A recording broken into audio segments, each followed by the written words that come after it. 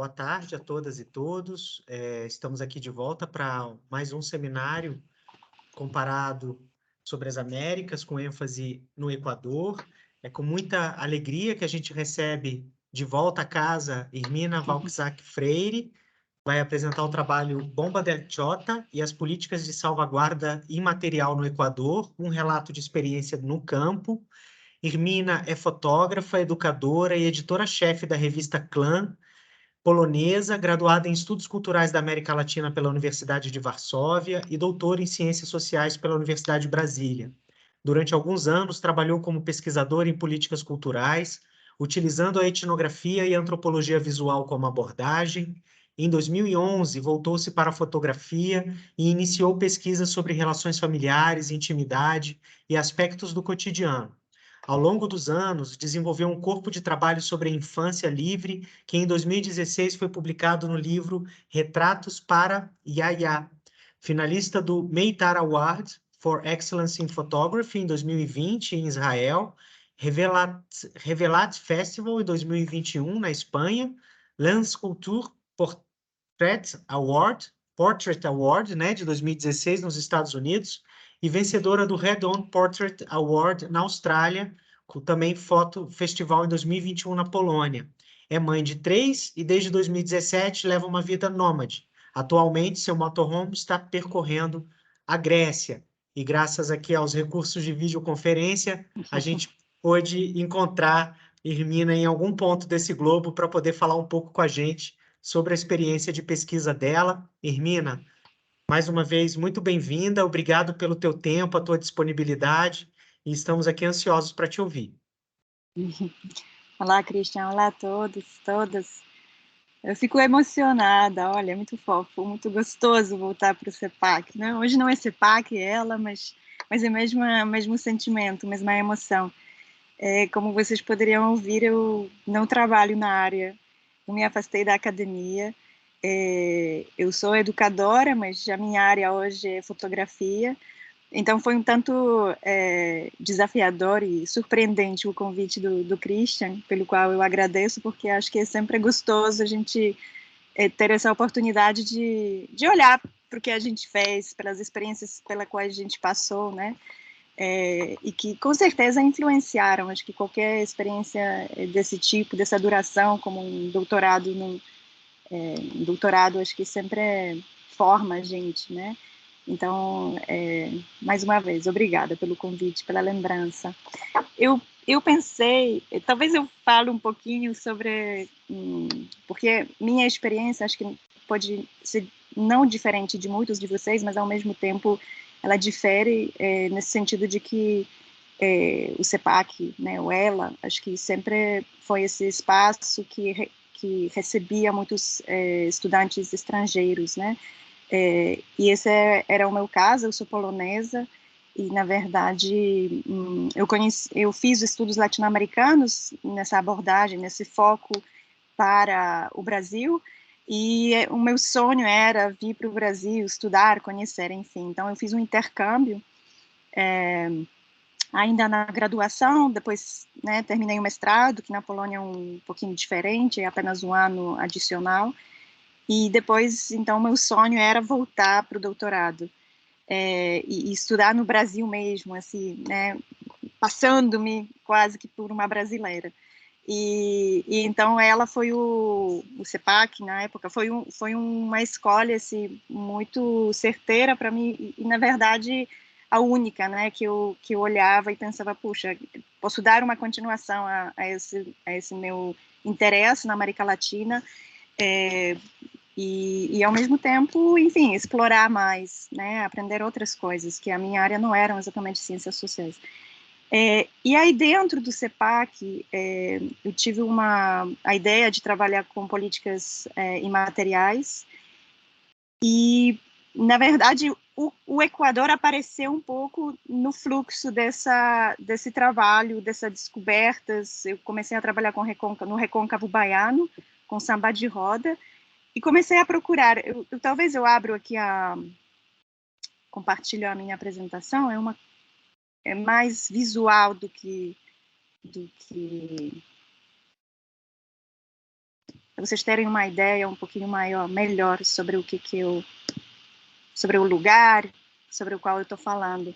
Então, eu comecei a minha pesquisa, a ideia era de trabalhar a apropriação, né? Então, como que as políticas de salvaguarda do patrimônio imaterial, como que elas fazem, né? Como que elas expandem esses patrimônios ou, por outro lado, se apropriam deles, né?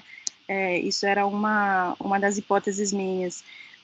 E eu fui ao Recôncavo, como eu disse, a ideia era trabalhar com samba de roda, e como, né, estamos dentro do Brasil, eu me permitia 2 visitas. A primeira, uma visita mais de exploração, de fazer contato, entender um pouquinho mais com quem eu devo conversar, e consegui um espaço dentro da Casa do Samba, e então uma aceitação para vir por mais tempo. Então eu retorno ao Recôncavo, já numa data certa, né, que eu imagino que vão acontecer coisas ligadas ao samba, que eu possa presenciar, não apenas conversar com as pessoas, mas presenciar toda uma, né, situação mais, digamos, natural, não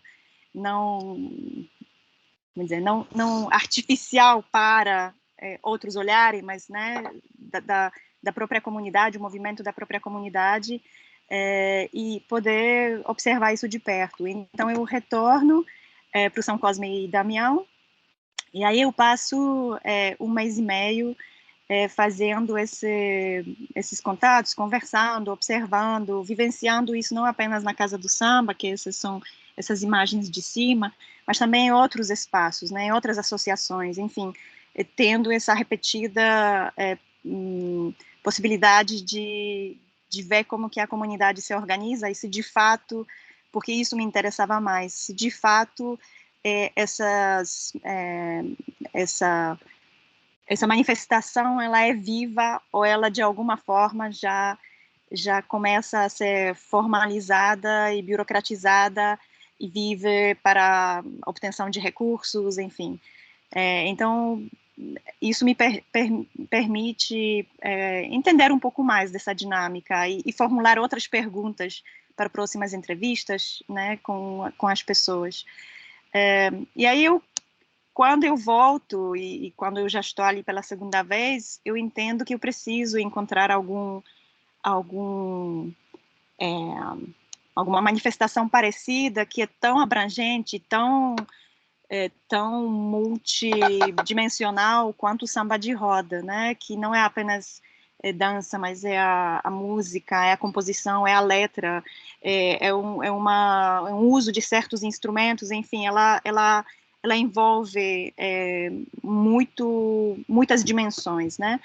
E aí, eu lembro que pelas associações, pela história da América Latina, eu procuro mais na Colômbia, mas por algum acidente, eu não lembro mais como, eu chego na Bomba del Chota. Eu chego, na verdade, numas pesquisas, né, essa era meio que fazer um mapa e encontrar um lugar onde também tem afrodescendentes, uma vez que essa é também forte característica do Recôncavo, né, e dessa manifestação, e eu chego no Vale del Chota, que é um lugar, um vale entre 2 cordilheiras andinas, em que os negros escravos foram trazidos, enfim, tem desde o século XVI, tem histórias de primeiros naufrágios, e então umas caminhadas que eles mesmos fizeram até o vale, mas depois, obviamente, uma intencional busca dos africanos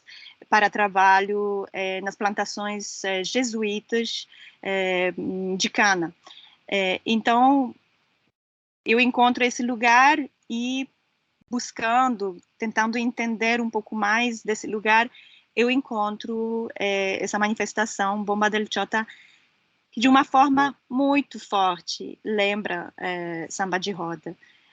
Claro, com suas especificidades, cada uma, mas muito parecidas. Eu tenho um vídeo, vou mostrar para vocês. Esse aqui é a Zoila Espinosa, uma senhora que, 2 séculos atrás, ela foi uma das primeiras mulheres negras que que virou, assim, né, como vocês podem ver, Reina de la Bomba, uma senhora que por muito tempo, eu conheci ela, ela tinha beirando 80, não, 75, por aí, e ela dançava, ela era a minha guia, na verdade, no Vale, então fui muito, né, muito honrada assim, de estar com ela. Foram várias idas em que ela me acompanhou. Ela já está falecida, acho que tem uns 5 anos que ela faleceu. Ela não morava mais no próprio Vale, ela morava, eu já mostro para vocês também mais ou menos como que é aqui, ó, para vocês entenderem onde que fica o Vale, Barra. Ela morava em Barra, que é uma cidade, digamos, uma capital do município. São, na verdade, 3 regiões aqui que são chamadas do Vale. Aqui, ó, Rio Chó, 3 províncias, Imbabura, Carti e Esmeraldas. Então, Ibarra é uma cidade bem central, bem importante, né, no sentido da importância do tamanho para toda essa região. E o que era muito louco, que eu vim, a minha pesquisa me levou para o Chota, mas logo eu descobri que Chota também era perto de Quito. Então, o que eu pensei que, na verdade, essa possibilidade de fazer a pesquisa poderia ser conjugada com uma proximidade acadêmica, né, que me permitisse, que não fosse uma ida rápida, ainda mais que uma distância significativa do Brasil e também financeiramente uma distância significativa. Então, eu comecei a procurar as possibilidades e foi muito incrível encontrar a Universidade Andina. É uma universidade que, na verdade, é uma universidade, como eles dizem mesmo, essa vocação internacional é muito verdadeira. Os programas deles são organizados de uma forma que um ano é condensado em 3 ou 4 meses. Eu não lembro mais exatamente o tempo, já se passaram mais de 10 anos. Dessa minha pesquisa, dessa minha ida ao Equador. Até agora não tive oportunidade de voltar para refrescar a memória, mas é uma universidade em que estudam praticamente de pós-graduação, e aí eles concentram esse tempo curto porque contam com os alunos de outros países, né, países andinos. Então eu convivi e nesse tempo da minha pesquisa, que foram esses 3 ou 4 meses, né, então um semestre, esse semestre deles, né, em termos não de tempo, mas da organização do ano letivo, eu passei lá com estudantes de pós-graduação da Colômbia, Peru, Bolívia, equatorianos, obviamente, também, mas era uma troca muito rica, tanto dentro da universidade como fora, porque todos fomos hospedados nas mesmas instalações. Quando eu fui procurar por esse tipo de oportunidade, eu encontrei a Universidade Andina e a professora Catherine Walsh, que é diretora dos estudos culturais latino-americanos na Andina, e que é uma especialista em estudos decoloniais. Perdão, aqui tem um erro, correção do corretor, decoloniais escritos junto. Que é uma área que já me interessava e que alinhava-se com a minha pesquisa e com as hipóteses que eu estava desenhando. Então, encontrar a Universidade Andina, que é uma universidade em que a gente tem uma possibilidade de, por custo, bom, pelo menos eu estou me referindo à minha experiência e 10 anos atrás, mas eram custos acessíveis, que incluíam tanto o programa, a participação desse um ano, eles tinham um programa especial para as pessoas, né, que querem vir com o tal né, que seria uma bolsa sanduíche, nesse entendimento da Organização Universitária Brasileira. Era um custo baixo, não me lembro exatamente, mas digamos na faixa de $200, e que eram esses 3 ou 4 meses de estudos, junto com instalações, né, um quarto, enfim, o acesso a todo o resto da universidade. Então, não eram preços comparáveis, digamos, na época com universidades particulares brasileiras, né? Estabeleceu essa relação, quando digo que não era tão caro assim. E aí, então, a Caterina me recebeu, era também muito gostoso de ver como que ela estava perto dos estudantes, dos seus alunos. A maioria deles já eram professores universitários que estavam fazendo seu doutorado na Andina, então eles tiravam o seu tempo de professores para vir nesse tempo curto, todo ano, para estudar. E era também pela organização e por uma certa, pelo movimento da própria Caterine, eu tinha aulas com Quijano, Mignolo, enfim, pessoas, referências na área. Então, tudo condensado nesses 3, 4 meses de estudos, parecia de fato uma experiência muito intensa e muito rica. Então, a universidade era esse ponto em que eu decidi me ancorar, e a própria Caterine também, assim que soube da minha pesquisa, né, numa troca de cartas antes de organizar toda essa minha ida, ela também já começou a criar uns contatos, ou enfim, não criar, mas refrescar os contatos com as pessoas que poderiam me auxiliar na minha ida a Chota. O que eu acho ainda que a gente viu. Então, e a própria... O que acontecia? Então, não, gente, eu já falei para o Christian que vai me incomodar isso, eu vou desconectar, e aí eu vejo vocês por um tempo e depois eu volto. Senão me parece um tanto esquizofrênico esse falar sozinha. Sim, parece que você está falando para o computador. Mas a Não, gente está horrível. aqui. É horrível. Pois é. Então, o que eu também acho importante, o que eu acho importante compartilhar, ainda mais desse meu lugar, de quem não está na academia hoje, é como é uma experiência dessas, pode ser uma experiência de formação, né, de vida. Eu, como aluna estrangeira, eu já recebia e era muito grata por receber uma bolsa de estudos, mas essa bolsa, eu estava fora da possibilidade de concorrer a uma bolsa sanduíche. Então, claro, como uma bolsista, eu não tinha muita possibilidade de organizar um caixa para ir ao Equador. Mas isso, por mais que soa super trivial, enfim, eu acho que a partir do momento que a gente deseja, eu criei esse desejo, as coisas começaram a acontecer. Então, em um belo dia, eu vi um anúncio de um concurso da Unifem, que era justamente sobre mulheres e alguma coisa da potência e das questões culturais, enfim, e eu mandei para lá o trabalho, que depois fez parte, como um dos capítulos da tese, que era um artigo que eu tinha escrito sobre essa experiência no Recôncavo baiano, e esse artigo ganhou esse concurso, e ali já vinha um prêmio em dólares, não lembro quanto, mas era justamente aquilo que eu precisei pagar para ter esse acesso à universidade, à passagem e mais um pouco.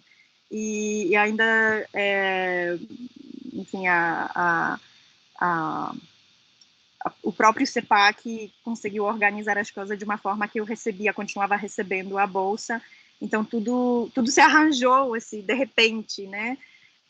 Claro, não sem um trabalho, não sem um esforço, mas eu acho que teve uma vontade, e aí eu acredito muito nessa vontade, né? Então, uma vez que a gente verbaliza para o mundo, a ideia vai, em algum momento, em algum lugar ela ancora, enfim, cria essa ponte. Então, isso foi muito, muito bom. Eu tive ainda uma experiência muito, acho que à parte, e nem incluí ela na apresentação, mas eu acho que ela talvez seja também muito encorajadora, quando cheguei a Equador, eu descobri que estava grávida, sei lá, passadas 3 semanas. E isso também só para dizer que essa experiência de assistência médica, enfim, desse apoio, tanto do grupo, da própria universidade, enfim, que não, às vezes não passa de um apoio afetivo, psicológico, né, enfim, mas era muito, muito, muito bom e muito potente, assim, então, às vezes acho que a gente, eu falo isso porque às vezes acho que a gente cria muitas barreiras, né, para se jogar para um espaço assim, desconhecido. Acho que a gente também, né, vivendo no Brasil, acho que a gente também cria uma ideia do mundo muito perigoso, enfim, e difícil de ser acessado, né? E eu experimentei aquilo assim de uma forma tão leve e tão gostosa que eu acho que até tive dificuldade em voltar para o Brasil, pensando em como vai ser meu parto, com toda a abordagem que está sendo aplicada no Brasil. Mas, enfim, só um parêntese para, né, eu acho que não tem, na verdade, uma vulnerabilidade que a gente não consiga, enfim, solucionar, né, e dentro desse contexto, a pesquisa continuou e foi muito rica para mim. Eu vou voltar aqui para ver um pouquinho mais o que eu ainda... porque eu queria mostrar para vocês. Então, esse aqui é a gente viu onde que eu acabei indo. Esse aqui é Chota, né? Vocês podem ver como que é organizada a cidade. Uma cidade muito simples. As pessoas continuam vivendo de agricultura, na maioria, né, dos casos, fora da cidade grande, que também tem um ar agrícola. Essa aqui é a Dona Zoila. Eu não tenho tantas imagens, infelizmente, comigo. O pouco que eu consegui acessar, eu estou colocando aqui para vocês, né, imaginarem esse espaço. Então, de Quito, onde eu estudava, eu tentava ir aos fins de semana para o Chota, para conhecer as pessoas, para, enfim, conseguir conversar. É um lugar que, de fato, também tem todas a gente nota todas essas experiências muito parecidas com esses aspectos brasileiros, né, das comunidades afrodescendentes, que compartilharam, né, historicamente, muitos aspectos. Mas eu achei muito forte a influência e praticamente a exclusividade da religião católica, né? O fato que os chotênios conviviam e eram, na verdade, recebidos e trazidos por jesuítas, isso influenciou muito nesse desaparecer ou não florir ou não renascer das religiões africanas. Então, isso aí é uma das imagens da igreja. E numa das festividades ligadas à padroeira dessa igreja, que vocês podem ver embaixo, né, era uma procissão, que aconteceu, na verdade, que eu de fato vi bomba acontecendo, né, dessa mesma forma que ela acontecia no Recôncavo, né, que o samba acontecia no Recôncavo Baiano, então dessa forma mais orgânica, né, da própria comunidade entrando, né, na brincadeira. Essa aqui é Banda Mocha, que isso é uma coisa muito peculiar da bomba, que ela traz muito essas junções, não apenas europeias e negras, mas africanas, mas também indígenas. E esses instrumentos de sopro, eles foram introduzidos por essa... Claro que eles hoje têm essa forma muito europeizada, mas digamos que a própria ideia do sopro, do instrumento de sopro, foi uma influência indígena. Dos indígenas que da mesma forma como em vários outros lugares na América Latina foram, enfim, não eram considerados capazes de aguentar o trabalho escravo e, enfim, deram espaço para os africanos. E aqui tem a bomba, então ela tem né, é um termo polissêmico, né? Então ele igual a samba de roda. Então é um gênero musical, é um grupo musical, é uma dança e um instrumento. Então esse aqui que é feito de elementos da natureza do próprio vale. Os africanos não trouxeram nenhum instrumentos, apenas essas memórias que permitiram a reconstrução desse instrumento, dos elementos naturais locais. E aí, eu queria mostrar ainda aqui para vocês um vídeo da Dona Zoila dançando, e para vocês ouvirem também um pouco a melodia, enfim. Ela aqui... vocês reparem nos movimentos do corpo, eles não são muito bem filmados, eu acho que, de certa forma, né, essa coisa do orgulho das certas manifestações culturais e, do outro lado, uma certa preocupação, porque a dança é muito sensual, e as mulheres usam as garrafas em cima da cabeça justamente para mostrar, ainda reforçar a capacidade delas de rebolar sem que a cabeça, né, essa dignidade assim, fique atingida de alguma forma. Então, elas comprovam certo equilíbrio assim, com a garrafa em cima da cabeça. Não todas delas usam a garrafa, ou seja, é um atestado de qualidade, né? Enfim, espero que vocês ouçam. Se tiver, pois é, se não tiverem sem ouvindo, vocês me avisam, a gente já pensa como faz isso, tá bom? Eu vou abrir aqui o microfone também.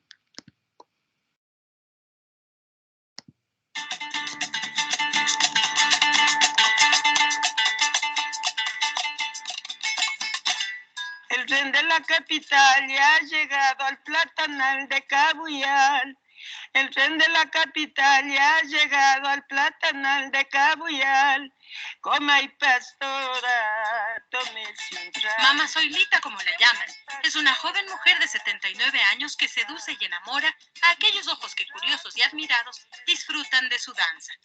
Yo me iba por el filo del río cuando había unas fiestas en el Chota y donde estaba la banda ya estaba.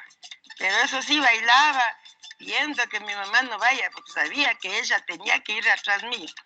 Cuando se le pregunta a doña Zoila lo que significa el baile de la bomba para ella, dice que baila para que se le quite el sueño, el hambre y la tristeza. Que cuando se termina la canción se siente triste. Por ello cuenta que baila... Nós ouvimos, mas não vemos o vídeo. Ainda está sendo compartilhada a tela da apresentação. Tá, então peraí, vamos lá. Parar de compartilhar. Dá para ela e vamos ver se agora talvez não tenha essa.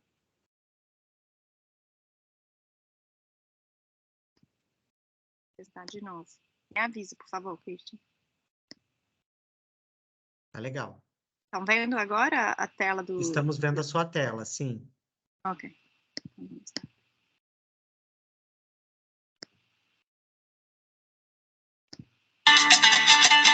Perfeito. Só o vídeo aqui não está circulando ainda. El tren de la capital ya ha llegado al Platanal de Cabuyal. El tren de la capital ya ha llegado al Platanal de Cabuyal. Estão conseguindo ver?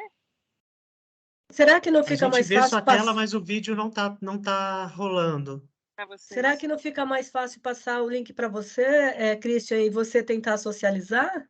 Uhum. Pode ser também, boa ideia. Vamos lá. Pode copiar o link no chat aqui também.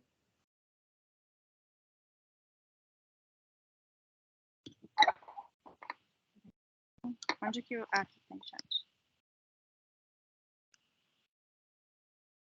Ah, não. O chat nas reuniões do canal está disponível apenas para os membros da equipe. Ah, Não, então você só conseguiria me enviar se fosse por e-mail mesmo, pode ser muito Ou pelo demorado. Zap. Professora Hermínia, Eu não Hermínia, tenho o você... WhatsApp dela, Solange. Peraí, que pena. já vou mandar por aqui. Calma aí, já vamos. Eu vou continuar falando e a gente... É só o link. Legal. Eu mando o link do YouTube.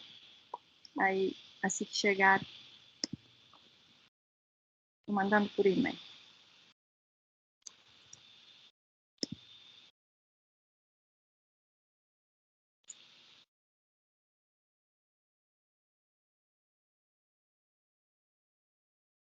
Ok. Ele vai sair, a gente já velho. Só queria que vocês vissem um pouco, né?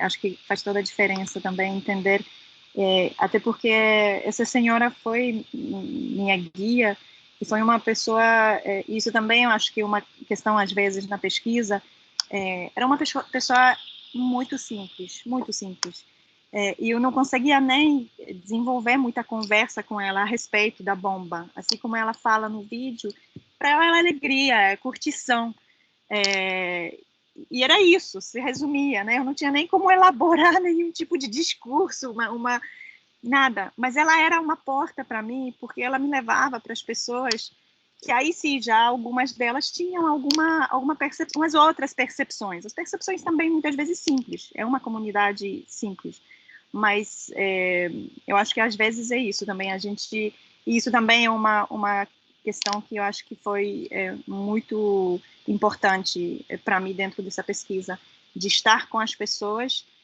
e entender que essas pessoas também podem me ensinar, apesar de não terem escolaridade alguma, mas por terem essa sensibilidade, essa experiência de vida dentro da comunidade, né? Bomba era a vida dela. Então, eu não sei, acho que é isso.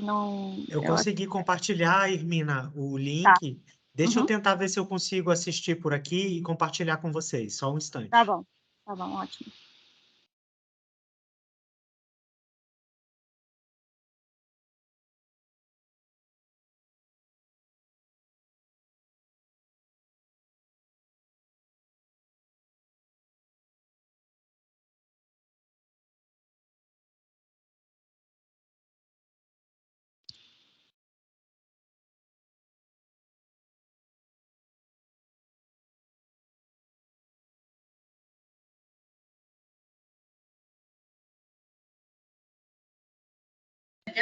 Es una joven mujer de 79 años que seduce y enamora a aquellos ojos que curiosos y admirados disfrutan de su danza.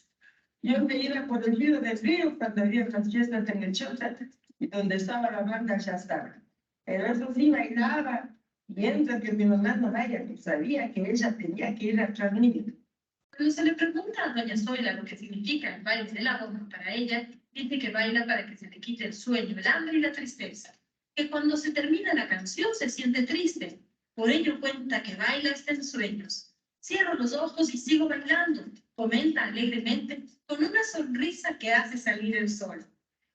Gracias a sus esfuerzos, esta muestra cultural perdurará entre las nuevas generaciones que continuarán con este legado cultural.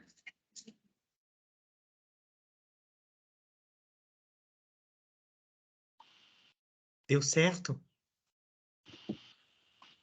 Neste momento, deu para... Deu certinho. Imagem e vídeo. Elas precisam de alimentos e nutrientes vitais. A Unicef já se aproveitou da apresentação para fazer campanha de arrecadação. Excelente, Hermina. Eu não sei, você falou que já tinha concluído? Acho que sim, acho que mais, se tiverem algumas perguntas, acho que mais essa troca, né? Eu queria só introduzir um pouco para entenderem da dinâmica e de como que aconteceu toda a minha busca por esse espaço, né? Por essa experiência, mas se Muito quiserem bom. perguntar algo... Não, excelente. Enquanto o pessoal se prepara aí para levantar a mão, fazer perguntas, é só abrir o microfone, a tela, e eu vou organizando aqui as falas de vocês, mas eu me lembrei demais das nossas conversas, Hermina, durante a elaboração da tua tese, e uma preocupação grande que você tinha sobre em que medida a política de salvaguarda promoviam um reconhecimento e esse reconhecimento fazia algum tipo de diferença para essas pessoas e para essas comunidades. Você voltou a pensar nesse tema depois? Você o resolveu dentro de si de alguma maneira? Porque eu lembro que era uma inquietação muito forte. Sim. Era, eu acho que é até hoje, porque hoje, como eu fico transitando muito, né? Eu estou recebendo vocês no meu motorhome, tá? Tem crianças ali dormindo do lado, tem um marido ouvindo coisas, né, nos fones. Então, eu frequento muitos espaços que, digamos, são esses espaços culturais, né? Ou turísticos, enfim.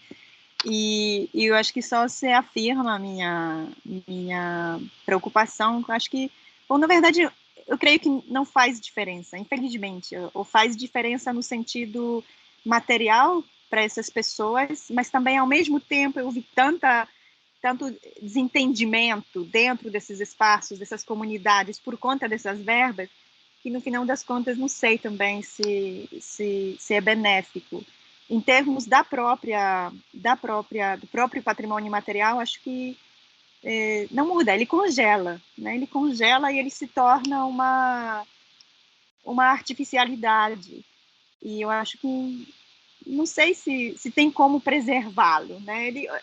A coisa natural da vida é que ele provavelmente vai se espairecendo, se desaparecendo, e a ação das políticas simplesmente trava ele no tempo, congela, mas torna a coisa artificial, né? Um folclore no sentido não antropológico, mas no sentido, né, pejorativo, assim, nesse sentido de algo artificial, assim, criado para apresentar para o turista, enfim, né, para algum tipo de ganho, mas que não é mais natural da comunidade. Acho que isso, seja na Turquia, seja em qualquer lugar da Europa, esses espaços que eu tive possibilidade de acessar, eu tenho essa mesma percepção que eu tive no Equador, comparando com o Brasil. Menos recursos, menos intervenção, melhor. A coisa ainda assim, a gente consegue ver ainda a coisa de uma forma mais original, mais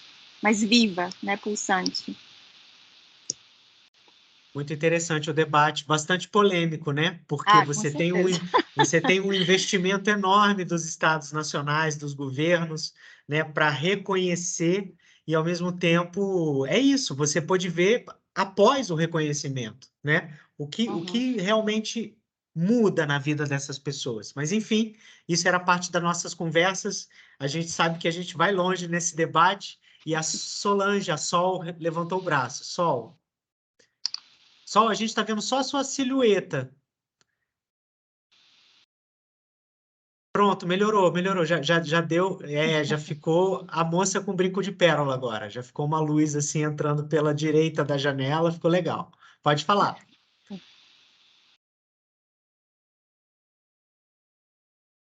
Microfone desligado, Sol. Então, Irmina, te ouvir foi ótimo. Quando você fala de samba, eu já começo a pular aqui. Eu acho que música é tudo, música é vida, música é arte. Tambor, então, como negra, eu já dá vontade de sair sambando e estou no grupo de maracutá. E, cara, é muito fantástico ver tudo isso e eu acho que essa expressão cultural. Nós estamos escrevendo, terminando um artigo, minha colega de turma, a Viviane, e a Elaine também, a professora Elaine, e aí o nosso artigo é muito pautado no Rogério Hasbert, Hasbert, professor, é assim que fala?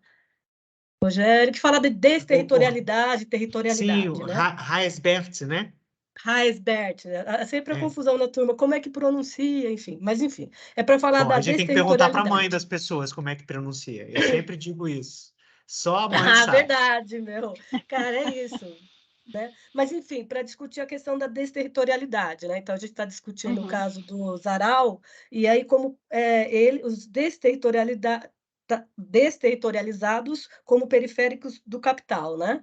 E aí, no acampamento indígena, isso só para dizer da minha fala, no acampamento indígena, eu tive com o pessoal do povo Mura, ou é Murá, mas é Mura, né?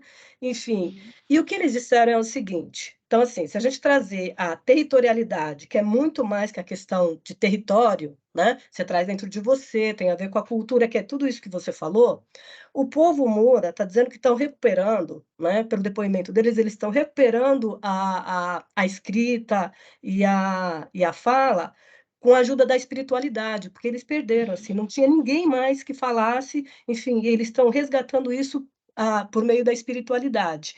E aí eu te pergunto, quando você traz o samba, quando você traz também essa manifestação cultural, e aí quando você fala que a Igreja Católica ela foi, de uma certa forma, nociva para esses povos, como é essa recuperação qual é o papel da religiosidade dentro desse grupo? Qual é a importância, né? E como ele se contrapõe a tudo isso? Concordo com você, menos recurso, menos intervenção, eu acho que está aí a salvação, seria para o nosso também, o povo da Amazônia, o povo daqui. Mas, enfim, como é trabalhado isso e qual é o poder da religiosidade nessa recuperação e nessa até sobrevivência mesmo, né? Uhum. Obrigada, Solange. Olha, na verdade, no Recôncavo, acho que experienciei mais isso, né? Porque acho que o Brasil permite-se essas junções, né? Esse frequentar vários espaços com o mesmo ímpeto, enfim. Então, quando eu estive no Recôncavo, o pessoal do samba me levava para o terreiro, e era super natural para eles frequentar isso e fazer a festa do Cosme e Damião, São Cosme e Damião, era nada ali, não tem hiato, né? Agora, no Chota, eu não vi, não senti nem em nenhum momento, claro, pode ser algum lapso do meu espanhol, que talvez não seja tão apurado, que eu não consigo entender entre as linhas, né, as coisas, mas a presença da igreja parecia muito mais forte. Eles, de fato, vivenciavam aquilo como a única opção e dominante. Eu entendo que também, como você está colocando, né, pode ser talvez era um espaço, talvez o único, em que conectava eles com o resto do Equador, sabe? Uma forma de se reconhecer e sentir fazer parte de um Estado-nação, não sei. Não tive esse tipo de conversa, sabe? Era muito claro, muito claramente colocado. E isso também acho incrível, assim, quando eu falei, olhem o quadril dela, porque a câmera não. Gente, é sobre isso, sobre aquele quadril que ela consegue fazer qualquer coisa com ele e com a garrafa que não cai. Mas nos vídeos, e eu procurei vários, que elas era uma rainha mesmo da bomba, e tá em muitos, vocês podem procurar, colocar o nome dela, vai aparecer muito. É difícil de ver isso. Então, essa sensualidade, ela né, convive, mas não convive, enfim, ela é travada por esse cristianismo forte ali. Não sei te dar mais insights. Isso que eu observei, que eu consegui vivenciar aí. Mas super interessante a abordagem de vocês. Acho que tem tudo a ver.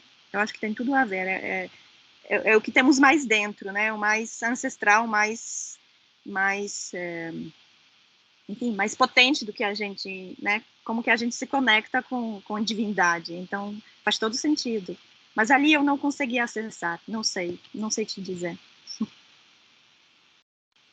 Legal. Pessoal, alguém mais gostaria de trazer alguma pergunta, um comentário?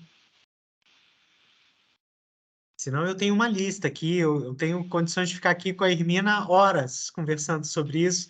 A apresentação dela é muito familiar, porque é uma apresentação muito antropológica, né, Hermina? Assim, é um relato de experiência de campo, é um contato direto com as pessoas, é o deixa eu ver, eu sentir antes de problematizar e trazer elementos para pesquisa.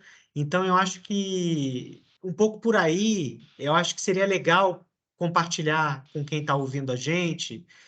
O que foi esse desafio de construir uma perspectiva comparada, né, de duas comunidades afro-latino-americanas, né, um contexto de diáspora e, como você falou, né, manifestações culturais muito fortes, né, em dois contextos a gente pode dizer, oceânicos muito diferentes, né? Um voltado para o Atlântico, outro para o Pacífico, né? Enfim, como foi essa experiência de aproximar essas duas realidades? Como é que você deu conta, digamos assim?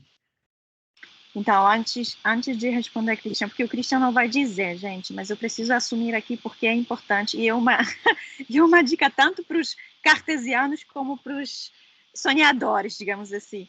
O fato, a gestação que eu descobri, obviamente, ela desenvolveu e ela tomou conta do meu espaço-tempo e mente, enfim, e o físico de uma forma muito forte nesse tempo, que era o tempo de voltar da pesquisa e desenvolver a tese. E eu posso, assim, com toda a sinceridade, e sem aqui, né, não é uma criação, assim, de um mito, mas foi justamente a pesquisa que acho que permitiu-me defender a tese, né, que na verdade eu estava estourando todas as datas possíveis, todas as possibilidades da escrita da tese, e no final das contas eu não apresentei a última parte, né? Mas eu acho que o fato que tudo que eu escrevi era embasado no campo e que era uma raridade, né? Um caso não tão comum naquele momento no CEPAC, fez com que a banca de fato você acha que gostou, né? E entrou num diálogo, enfim, e foi o suficiente, digamos assim, né? Sem me botar nesses 30 dias de escritas a mais e tal. Então, eu acho que investir no campo não é só investir na sua própria experiência, mas também numa tese que de fato traz umas coisas diferentes, né? Ela acaba trazendo como o Christian está dizendo, esse olhar antropológico que não é tão comum, né? Essa experiência própria, ver, tocar, ouvir, trocar ideia com as pessoas, para depois, né, elaborar da forma mais teórica, enfim, e trazer algumas outras propostas. Mas olha, eu pensei no que você estava dizendo, eu pensei nisso que era importante e agora não estou lembrando a comparação. Eu acho que, na verdade, a escolha do caso, eu acho que a escolha desses casos em cima dos quais a gente trabalha, acho que foi fundamental, por isso que talvez eu cheguei na bomba, né? Não era uma suposição, assim, de fora, eu tinha uma ideia e eu comecei a buscar fortemente um caso que pudesse me... Obviamente, não estamos num laboratório, mas, de alguma forma, a gente encontra várias semelhanças e uma diferença forte que é o que nos interessa, né? E ali a gente tenta elaborar esse aspecto, né? Verificar o funcionamento para os dois lados. Nunca é perfeito, nunca é igual, mas eu acho que essa decisão sobre o que comparar é fundamental, porque depois como, né? Onde, enfim, aí a gente vai atrás e encontra as almas que ajudam, enfim, a gente sempre acha os caminhos, mas o que eu acho que é né, esse olhar de uma forma muito analítica mesmo. O que é possível, quais variáveis temos aqui, o quanto que podemos nos permitir, né? O quanto que algum elemento não vai nos atrapalhar e enviesar totalmente essa comparação, esse olhar. Nossa, resposta maravilhosa. Ainda bem que ficou gravada para eu poder dizer para as pessoas, olha, vai lá no vídeo da Irmina e escuta o que ela está falando ali, é uma economia. Pessoal, e vocês? Estão muito inibidos e inibidas? Eu fiquei vendo comentários de vocês em Facebook, Instagram a semana inteira, aí chega aqui e fica todo mundo entupido. Vai lá, Maria Clara. Boa tarde, vocês me ouvem direitinho? Sim. Uhum. Primeiro, parabenizar, assim, a pesquisa, Irmina, foi muito bom te ouvir, principalmente por conta do caso que você estuda, né, deu essa perspectiva diferente, a gente escuta muito sobre pesquisa, você traz a sua experiência de pesquisa, achei muito bom, bem legal também essa parte. Eu fiquei com algumas inquietações, não é nem questionamento, acho que eu não tenho uma pergunta definida aqui, mas se eu entendi bem, a sua pesquisa foi há uns 10 anos atrás, né, 2013. Tô enganada? Sim, 11, E 11, aí, 12. 2011, 12, certo. Uhum. E aí eu fiquei pensando, eu já dei uma olhada na Constituição, né, do Equador, estudo mais ou menos isso. E em 2008 foi aprovado, foi declarado um estado plurinacional, né? E aí um pouco que eu li sobre as políticas de salvaguarda ainda na graduação, traz justamente essa problemática de que a equipe que monta essa política não é preparada para a especificidade daquele grupo, né? Eu lembro de ter lido um texto sobre as pessoas que trabalhavam com grupo de capoeira, e aí chegava lá e aí, a gente não pode ter conflito aqui. Só que o pessoal ficava, mas como é que não pode ter conflito? A capoeira traz muito isso, enfim, ficava esses impasses, né? E aí eu fiquei me questionando se por conta da Constituição, de ter esse reconhecimento, né, de plurinacionalidade, ao desenvolver essa política de salvaguarda, existia uma equipe preparada para lidar com a especificidade desse povo, ou ainda era muito engessado nos termos tradicionais mesmo? Foi mais ou menos isso que eu fiquei me questionando. Obrigada. Muito obrigada, Maria Clara. Na verdade, eu acho que isso pode ser não é uma resposta, mas é uma indicador, assim.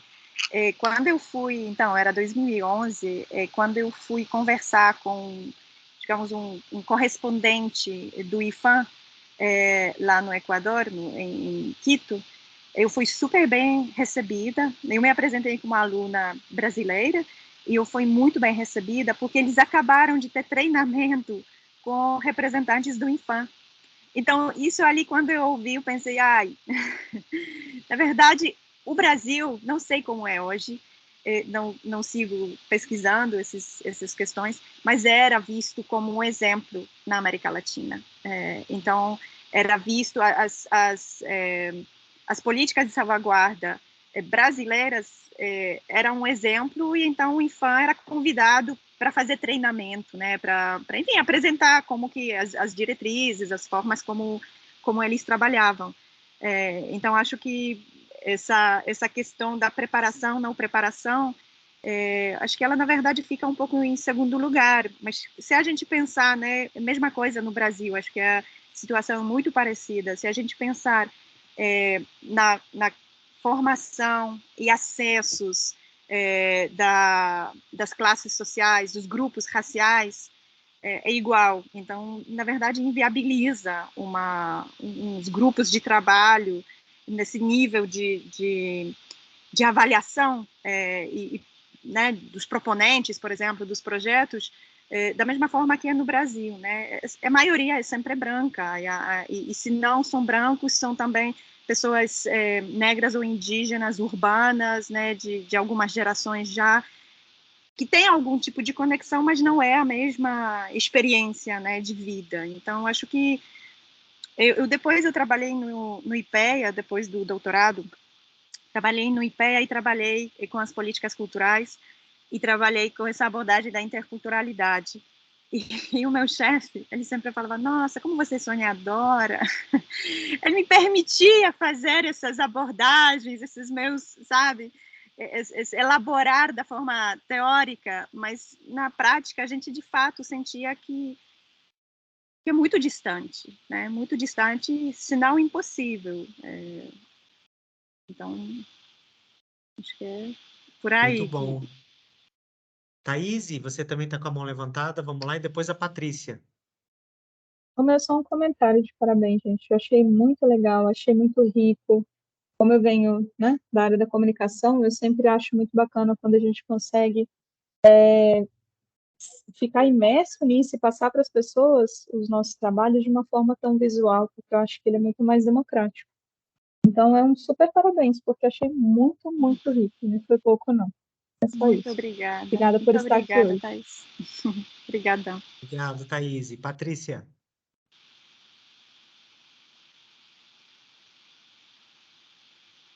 O microfone, a gente não está ouvindo, Patrícia.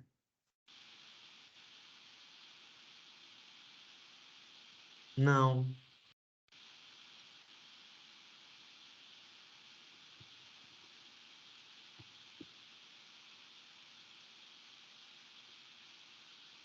Não, a gente não está te ouvindo.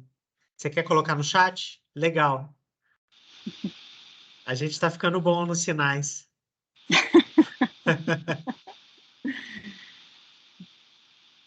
Seria tão bom se todo mundo soubesse Libras. Imagina. Vamos ler a pergunta dela aqui. Uhum.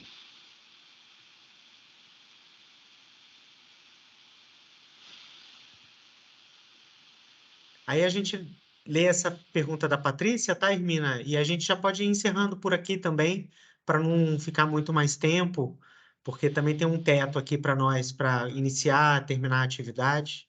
Claro, você que manda. Tá legal. Obrigado.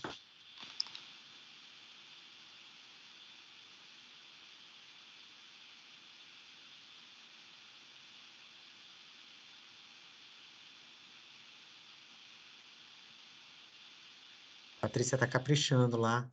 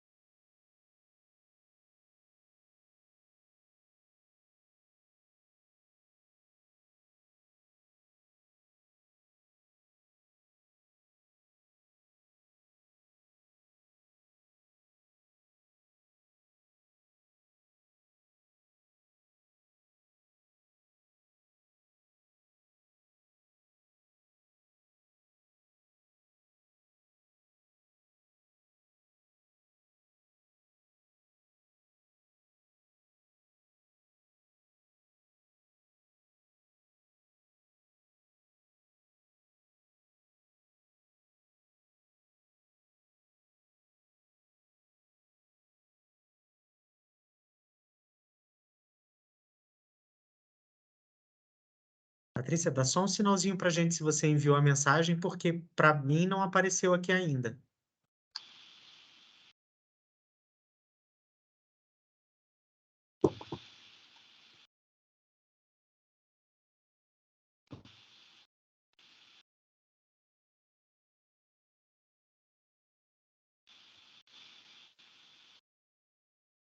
Ótimo, chegou. Obrigado, Patrícia. Pena que a gente não pôde te ouvir. Então, eu vou ler aqui o que ela colocou para a gente. Adorei a apresentação, parabéns. Como educadora, você percebeu se as práticas culturais dessas mulheres estão presentes nos processos educativos da comunidade para ter-se uma educação decolonial e lutar contra a reificação do corpo? Essa é a pergunta da Patrícia. Se quiser, eu leio de novo, Hermina. Não, não, tranquilo. Estou pensando aqui. Obrigada, Patrícia. Estou pensando porque, pois é, tem uma, né, essas formas, Casa da Cultura, esses espaços não formalizados, mas fora de uma escola, né, como um sistema formal, e se acontecem ali atividades, tem crianças participando, eu não captei ou não lembro hoje se tinha algum tipo de reconhecimento além de um estar livre, né, das crianças, se aquilo era conduzido como uma brincadeira, como uma forma de lúdica, né, de vivenciar a ancestralidade, ou se tinha algum tipo de reconhecimento formal, enfim, ou alguma coisa no sentido que beneficiasse, né, que encorajasse essas crianças ou beneficiasse de uma outra forma. Porque hoje, quando eu vejo as fotos, até mesmo, né, voltei para o assunto por conta da nossa conversa, eu vi muito mais material em que incluía crianças, elas tinham uns trajes típicos, preparados como um traje para um grupo e tal. Eu não presenciei isso lá na época. Então, também me parece que isso, né, essas dúvidas, né, essas incapacidades da gente avaliar, porque acho que é tão variado de caso para o caso, não só de país para o país, mas caso mesmo, né, de cada manifestação de uma para outra, se é uma né, se isso faz parte desses projetos de salvaguarda, né, se aquilo foi construído em resposta a uma chamada pública, né, que de alguma forma trazia alguns benefícios para a comunidade, além desse reconhecimento imaterial, de uma vivência imaterial, ou não.